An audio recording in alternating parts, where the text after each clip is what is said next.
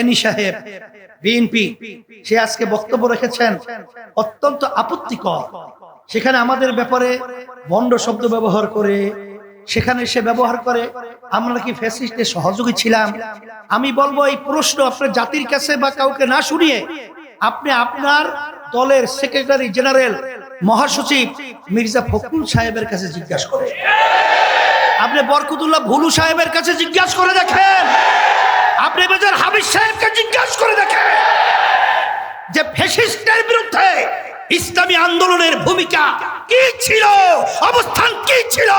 মিথ্যা বলে দিনকে রাত্রে পালাবেন না, এর থেকে ফিরে আসবেন, এটা আপনাদেরকে অনুরোধ করছি। সেই হিসাবে পরিষ্কার ভাবে আমি বলছি, কারা দোষর ছিল, কারা খুনিদের, তাদের বিচার না হওয়া পর্যন্ত দল নিষিদ্ধের ব্যাপারে আপত্তি জানায়, এটা বাংলাদেশের জনগণ জানে।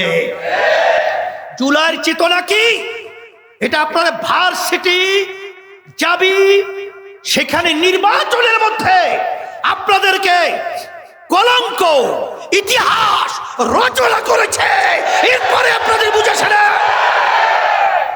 আমরা দেখেছি এদের পরিচালনায় এই দেশটা একবার দুইবার নয় 5 বার চোরের দিক থেকে, দুর্নীতির দিক থেকে তাম দুনিয়ার ভিতরে ফার্স্ট বানিয়েছে। এদের পরিচালনা আমরা দেখেছি প্রায় ফ্যাসিস্ট আওয়ামী লীগ সরকারের সময় যে প্রায় 28 লক্ষ কোটি টাকার মতো এদেশ থেকে বিদেশে পাচার করেছে। সদ্য ভূমিমন্ত্রী আওয়ামী লীগের সময় প্রায় 3টা দেশের মধ্যে প্রায় 620টার মতো বাড়ির সন্ধান পাওয়া গেছে, যার মূল্য প্রায় 5701 কোটি টাকা।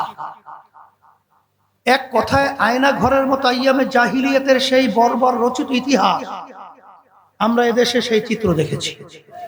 হাজার হাজার মায়ের কোল সন্তান হারা হতে আমরা দেখেছি।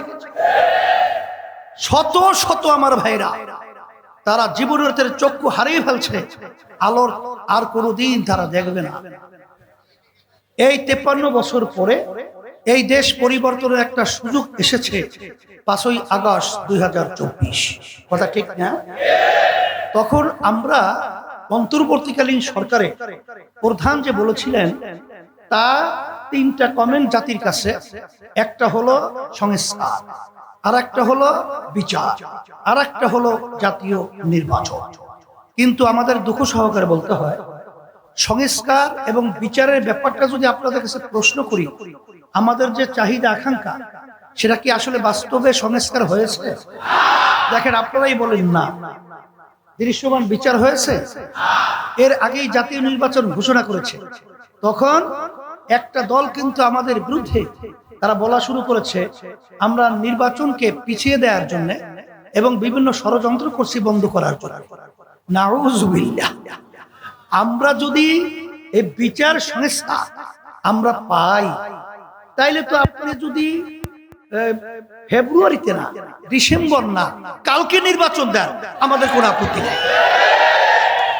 কিন্তু এতগুলো মানুষ জীবন দিল, এতগুলো মা সন্তান হারালো, এতগুলো মানুষ পঙ্গু হলো, এতগুলো মানুষ চক্ষু হারালো, তাদের একটা চেতনা নাই, তাদের একটা চাহিদা নাই যে এই দেশের মধ্যে মৌলিক রাষ্ট্রীয় সংস্কার হবে এবং খুনিদের বিচার হবে এবং টাকা পাচারকারীদের বিচার হবে। কিন্তু দুঃখ সহকারে বলতে হয়, যখন আমরা নির্বাচন পদ্ধতি 53 বছর যেভাবে দেখেছি, সেই নির্বাচনের পদ্ধতি আমরা কি দেখলাম? দিনের ভোট রাত্রের ভিতরে বাক্সে ঢুকানো। আমরা কি দেখলাম? সেন্টারকে দখল করে সাধারণ মানুষের ভোট দেওয়ার সুযোগটা দেয়া হয় নাই। এই পদ্ধতিতে যদি আবার নির্বাচন হয়, তাহলে আমাদের দেশের মৌলিক পরিবর্তন হয়।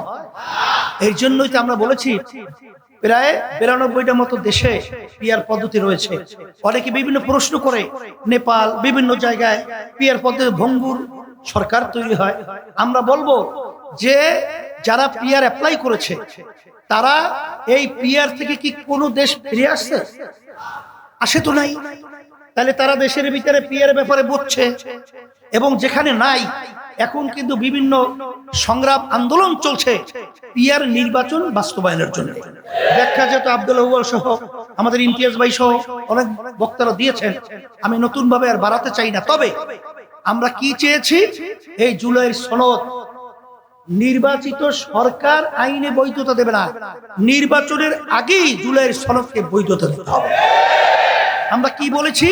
জুলাই সনদের মধ্যে এই যে পিলখানা হলো, এই পিলখানার সেই জুলাই সনদের ভিতরে আসে। আমরা কি বলেছি? শাপলা চত্বরে যে মানুষগুলো নির্মমভাবে করেছে তাদের লিস্ট এবং তাদের সেই ইতিহাস জুলাই সনদের ভিতরে আসতে হবে। আচ্ছা, জুলাই সনদের ব্যাপারে যদি এখানে আইনি ভিত্তি বা স্বীকৃতি তৈরি না হয়, যারা জুলাই অভ্যুত্থানে আমরা রাস্তায় ছিলাম, বর্তমান সংবিধান অনুযায়ী যদি বিচার হয়, সেখানে কিন্তু এক পর্যায়ে ফাঁসি পর্যন্ত ওই আইনে লেখা আছে। তাহলে সেখানে আপনারা যেহেতু জুলাই সনদের ভিত্তি আপনারা চান, তাইলে নির্বাচনের পরে কেন আগে দিতে সমস্যাটা কোথায়? এটা দিতে হবে, এটা আমাদের দাবি, অযৌক্তিক না, যৌক্তিক দাবি। এখন আমাদের বিরুদ্ধে আজকে দুঃখ সহকারে বলতে হয়, এনি সাহেব বিএনপি সে আজকে বক্তব্য রেখেছেন অত্যন্ত আপত্তিকর। সেখানে আমাদের ব্যাপারে ভণ্ড শব্দ ব্যবহার করে, সেখানে সে ব্যবহার করে আমরা কি ফ্যাসিস্টের সহযোগী ছিলাম। আমি বলবো এই প্রশ্ন আপনার জাতির কাছে বা কাউকে না শুনিয়ে আপনি আপনার দলের সেক্রেটারি জেনারেল মহাসচিব মির্জা ফখরুল সাহেবের কাছে জিজ্ঞাসা করেন, আপনি বরকতুল্লাহ ভুলু সাহেবের কাছে জিজ্ঞাসা করে দেখেন, আপনি মেজর হাবিব সাহেবকে জিজ্ঞাসা করে দেখেন যে ফ্যাসিস্টের বিরুদ্ধে ইসলামী আন্দোলনের ভূমিকা কি ছিল, অবস্থান কি ছিল। মিথ্যা বলে দিনকে রাত্রে পালাবেন না, এর থেকে ফিরে আসবেন, এটা আপনাদেরকে অনুরোধ করছি।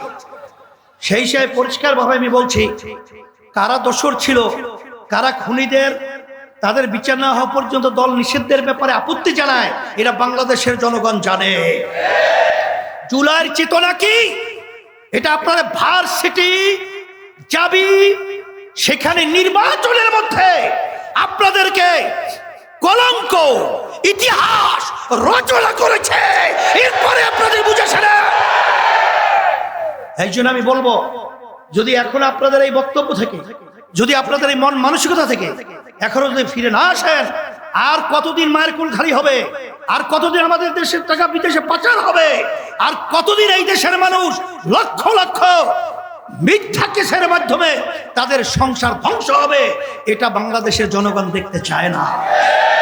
এর পরিবর্তনের জন্যই আমরা আওয়ামী লীগ দেখেছি, বিএনপি দেখেছি, আমরা জাতীয় পার্টি দেখেছি, কিন্তু আমরা ইসলাম দেখি নাই। যে দেশের ভিতরে ৯৭-৯২ মতো মুসলমান বসবাস করে, সেই দেশের মুসলমানদের চাহিদা হলো ইসলামী নীতি আদর্শের সাথে জড়িয়ে থাকা। সাথে সাথে অন্য জাতিরাও ইসলামকে এর জন্য গ্রহণ করবে, কারণ জান মাল ইজ্জতের নিরাপত্তার গ্যারান্টি হলো সেই নীতি আদর্শের নাম হলো ইসলাম। আমি আর কথা বেশি লম্বা না করে, আপনারা কষ্ট করে এসেছেন, প্রশাসন আমার ভাইদেরকে এবং সাংবাদিক ভাইদেরকে ধন্যবাদ জানাচ্ছি। আমরা যেন সব একাকার হয়ে ৫৩ বছর আমাদের দেশটা মাজা সোজা করে দাঁড় হতে পারে নাই, আমরা যেন আর বিদেশেদের দালাল না হই, বিদেশেদের আর আমরা তাবেদারি না হই, আমরা যেন আর এই চাঁদাবাজ, খুনি এবং জালেম, মিথ্যুকদের সহযোগী না হই।